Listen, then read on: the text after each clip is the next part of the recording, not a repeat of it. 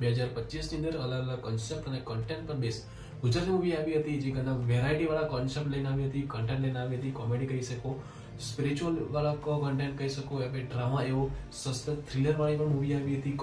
એવા અલગ અલગ જોનરની મૂવી 2025 ની અંદર આપણને જોવા મળી હતી. પણ આજે વાત કરીશું આ વિડીયોની અંદર આપણે ટોપ 10 એવી મૂવી કે જેણે હાઈએસ્ટ ગ્રોસિંગ ઓડિયન્સ તો દિલ જીત્યું હતું અને હાઈએસ્ટ ગ્રોસિંગ ની અંદર સામેલ થઈ છે, અને જેમણે ઓડિયન્સે પણ આ મૂવીને આવકાર્યા હતા એવી મૂવીઝ ટોપ 10 મૂવી કઈ છે.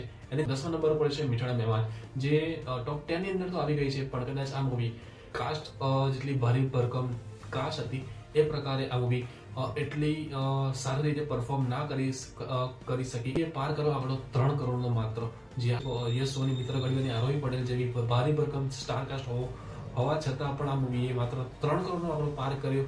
આ મૂવીની અંદર પોટેન્શિયલ એ પ્રકારનું હતું, સ્ટાર 10 કરોડનો આંકડો પણ કદાચ પાર કરવો યોગ્ય હતો, પણ આ મૂવીની સ્ટોરી લાઈન ક્યાંક ને ક્યાંક વીક હતી, સ્ક્રીન પ્લે ક્યાંક ક્યાંક વીક લાગ્યું, એટલા માટે આ મૂવીએ માત્ર 3 કરોડનો આંકડો પાર કર્યો હતો.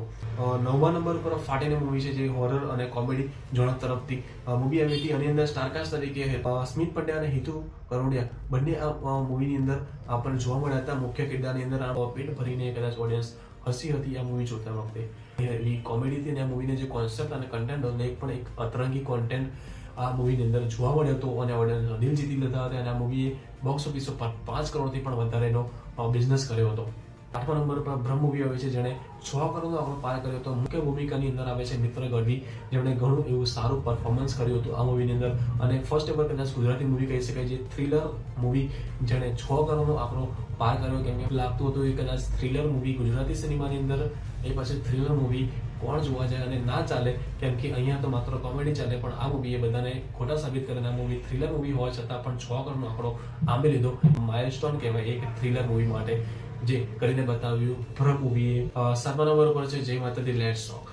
જી આ મૂવી છે મલ્હાર ઠાકરની ફેમિલી ઓડિયન્સને ઘણા અર્થે એટ્રેક્ટ કરી હતી. જય માતાજી લેટ્સ ટોક, જેની અંદર એક ઘરડા બાની વાત કરવામાં આવી હતી, જે તે પોતાના મા બાપને ઘરડાઘરની અંદર મોકલી દે છે. મુખ્ય ભૂમિકાની અંદર આની અંદર હતા મલ્હાર ઠાકર, તિકુર તલસાણા જેવા મોટા સ્ટાર પણ આ મૂવીની અંદર આપણને જોવા મળ્યા હતા. આ મૂવીએ 8.5 કરોડનો આંકડો પાર કર્યો હતો બોક્સ ઓફિસ ઉપર. જ્યારે મૂવી સ્ટાર્ટિંગ શરૂઆતની અંદર આવી ત્યારે કોઈને પણ ખ્યાલ હતો, પણ વર્ડ ઓફ માઉથથી આ મૂવી ઘણા અર્થે બાજી મારી હતી બોક્સ ઓફિસ ઉપર, એવું કહી શકાય છે. અને આ મૂવી ફેમિલી ઓડિયન્સ માટે એક બેટર ઓપ્શન બની રહી હતી 2025ની.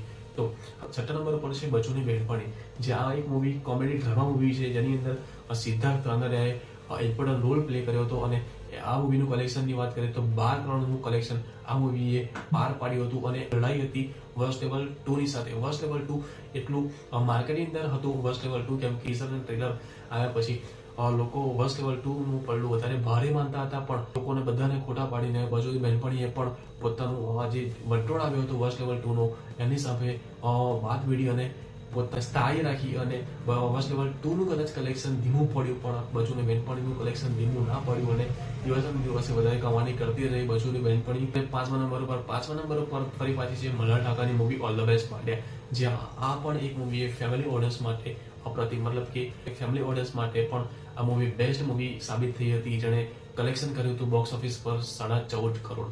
14 કરોડથી પણ વધારેનું કલેક્શન કર્યું હતું બોક્સ ઓફિસ ઉપર, જે ફરફાળ કમાઈ કરી હતી એવું કહી શકાય છે. મલ્હાર ઠાકર અને દર્શન જલીવાળા આની અંદર મુખ્ય ભૂમિકાની અંદર હતા. આ મૂવીની અંદર એક દીકરો અને બાપની વાત કરવામાં આવી હતી. દીકરો અને બાપની વચ્ચે જે મીઠો ઝઘડો કહી શકાય, ફિર એકબીજાને પગ ખેંચશે, ફિર પ્રેમની વાત કરવામાં આવી હતી. તો ઘણા અર્થે આ મૂવીએ પણ લોકોને ઇમોશનલ કર્યા હતા, ફેમિલી વાળી ઓડિયન્સને પણ એટ્રેક્ટ કર્યા હતા. એવી મૂવી હતી, જે અત્યારે પણ તમે જોઈ શકો સિમારી એપ પર, તમે ઓટીટી પર જોઈ શકશો. ઇમોશનલ પણ ડાયલોગ્સ પણ આ મૂવીની અંદર મૂકવામાં આવ્યા હતા. બાપ દીકરાનો સંબંધ દર્શાવતી આ મૂવી એબ્સોલ્યુટલી જોવાલાયક મૂવી છે, જેની અંદર કોર્ટ કેસ પણ ઘણા અર્થે સારો એવો બતાવવામાં આવ્યો છે. તો આ મૂવી બેસ્ટ છે, એક રિકમેન્ડેડ તરીકે પણ રિકમેન્ડ કરું છું કે આ મૂવી ઓટીટી પર પણ અત્યારે અવેલેબલ છે. તો ખાસ અચૂકથી જોવા જેવી મૂવી છે મલ્હાર ઠાકરની મૂવી ઓલ ધ બેસ્ટ માંડ્યા. 4થા નંબર પર મૂવી આવે છે વર્સ્ટ લેવલ 2, જે માર્કેટિંગ અંદર ઘણો બધો ક્રેઝ હતો. બોલિવૂડથી લઈને આપણે સાઉથથી લઈને ઘણા એવા રિવ્યુઅર સુધી પણ આનો ક્રેઝ બહુ લાંબો સુધી પૂરા ભારતભરની અંદર આનો ક્રેઝ જામ્યો હતો. વર્સ્ટ લેવલ 2 નું પણ ક્યાંક ને ક્યાંક ઘણું જ ઓછું આનું શું કહેવાય કલેક્શન રહ્યું, માત્ર 16 કરોડ રૂપિયા. જેનું બંનેનું કલેક્શન થઈને માત્ર 16 કરોડ રૂપિયાનું કલેક્શન થયું હતું, તે ઘણા નિરાશાજનક કલેક્શન કહી શકાય છે. જે ભલે મૂવી સારી પણ લાગી હોય તેમ છતાં પણ કલેક્શન એ પ્રકારનું ઉપજ્યું નહીં એવું પણ કહી શકાય. માત્ર 16 કરોડ નહીં, પાછું હિન્દી અને ગુજરાતી અંદર ઘણું નિરાશાજનક કે બાકી મૂવીની અંદર કોઈ ખરાબી હોય તો કદાચ ક્લાઇમેક્સની અંદર ઘણો નાનો ક્લાઇમેક્સ આ મૂવીની અંદર રાખવામાં આવ્યો હતો. એ વાત પણ ફેલાઈ હતી કે મૂવીનો ક્લાઇમેક્સ છે જે ઘણો નાનો રહી ગયો હતો એવું પણ લાગ્યું હતું ઓડિયન્સને, અને એના કારણે જ કદાચ આ મૂવી એટલું ઓછી બોક્સ ઓફિસ પર ચાલી શકી એવું કહી શકાય. બાકી મૂવીની અંદર ખરાબી કોઈ જ નથી. મૂવી ઉપરથી એક બેસ્ટ થ્રિલર તરીકે ઉભરીને બહાર આવી વોચ લેવલ 2, જે કદાચ આજે પણ તમે જોવો તો એ જ પ્રકારની ફ્રેશ અને એ પ્રકારની એવી એક પ્રકારની સ્ટોરી આ મૂવીની અંદર વોચ લેવલ 2 ની અંદર સેટ કરવામાં આવી હતી, અને એ પ્રકારની એક્ટિંગ નથી એવી તમે ગભરાઈ જાઓ એ પ્રકારની સ્ટોરી લાઈન પણ ફીડ કરવામાં આવી હતી એવું કહી શકાય. પણ ખબર નહીં કેમ કયા કારણોસર કે આટલો નીચી રહી ગઈ આ મૂવી વોચ લેવલ 2. ત્રીજા નંબર પર આવે છે ઉમરો મૂવી, જેનું કલેક્શન છે 17.5 કરોડ રૂપિયા. ઉમરો મૂવીનું કલેક્શન છે 17 કરોડ રૂપિયા, જેની અંદર કોઈ મોટું સ્ટાર નથી તેમ છતાં પણ 17 કરોડનો આંકડો પાર કર્યો એ નવાઈની વાત કહેવાય. અને આ મૂવીની અંદર એવું તો શું છે કે જે 17 કરોડ લગીને આ મૂવીને લઈ ગઈ. તો આ મૂવીની ફિમેલ કેરેક્ટર આ મૂવીની અંદર સૌથી વધારે બતાવવામાં આવે છે, અને એ જ મૂવી સાથે કદાચ ફેમિલી ઓડિયન્સ જોડાઈ ગઈ હતી, અને આ મૂવીને વર્ડ ઓફ માઉથથી, કેમ કે આ મૂવીનું એટલું બધું માર્કેટિંગ પણ નહોતું થયું, ફક્ત ને ફક્ત વર્ડ ઓફ માઉથથી આ મૂવી 17 કરોડનો આંકડો પણ પાર કરી ચૂકી હતી. અને અંદર એક ઉમરો મૂવીનું નામ છે કે અંદર બતાવવામાં આવ્યું છે કે ક્યારે જ્યારે જે ઘરની લેડીઝ છે, ઘર 4 દિવારોની અંદર જે રહેતી લેડીઝ છે તે ઘરનો ઉમરો ઓળંગીને બહાર જાય છે, આઉટ ઓફ ધ કન્ટ્રી જાય છે, અમેરિકા જેવી કન્ટ્રીની અંદર જાય છે, તો કેવું બિહેવિયર થાય છે, અને એમની અંદર કેવી કેવી સિચ્યુએશન એમની સામે આવે છે, અને એ સિચ્યુએશનથી કઈ રીતે એ લોકો લડે છે, આખરે કઈ પ્રકારે પાર કરે છે એ સિચ્યુએશનને. બહારની કન્ટ્રીની જે પહેલી વાર એ ઘરની બહાર નીકળ્યા છે, એક ટ્રીપ માટે નીકળ્યા છે, અને કઈ પ્રકારે ત્યાં આગળ રહે છે એ બધું જ આપણને કોમેડી વેની અંદર બતાવવામાં આવ્યું છે. એક એવો ડ્રામા આપણી અંદર બતાવવામાં આવ્યું છે જે ઘણા રીતે તમને એન્ટરટેનમેન્ટ કરતો રહે છે. પર આવે છે સેકન્ડ નંબર ઉપર આવે છે ચણિયા ટોળી મૂવી, જે દિવાળીના દિવસોની અંદર રિલીઝ કરવામાં આવી હતી ચણિયા ટોળી મૂવી, અને એટલા માટે જ કદાચ કલેક્શન એનું 21 કરોડ રૂપિયા પહોંચ્યું છે. યશ સોની મુખ્ય ભૂમિકાની અંદર આપણને જોવા મળે છે, અને યશ સોનીના કારણે કદાચ આ મૂવી આટલી લાંબી ચાલી 21 કરોડનો બિઝનેસ કર્યો, અને આ મૂવી કાફી ઘણી એવી એન્ટરટેનમેન્ટ તો પ્રોવાઈડ કર્યો જ હતો, અને થોડી કોમેડી પણ આની અંદર મૂકવામાં આવી હતી. દિવાળીના દિવસો હતા એટલા માટે કદાચ આ મૂવી આટલી રફતારથી ચાલી, અને ફેમિલી ઓડિયન્સની ફર્સ્ટ ચોઇસ બની હતી દિવાળીની અંદર કે આ મૂવી 21 કરોડનો આંકડો પાર કર્યો. પહેલા નંબર ઉપર આવે છે જે બધાને ખબર હતી. સેકન્ડ નંબર અને ફર્સ્ટ નંબર ઉપર ઘણો એવો મોટો ડિફરન્સ છે, કેમ કે કલેક્શનની અંદર આટલો મોટો ડિફરન્સ કદાચ કોઈ પણ રિજનલ સિનેમા કે કોઈ પણ ક્યાંય પણ આટલો મોટો ફેરફાર નહીં જોવા મળે કલેક્શનના મામલાની અંદર.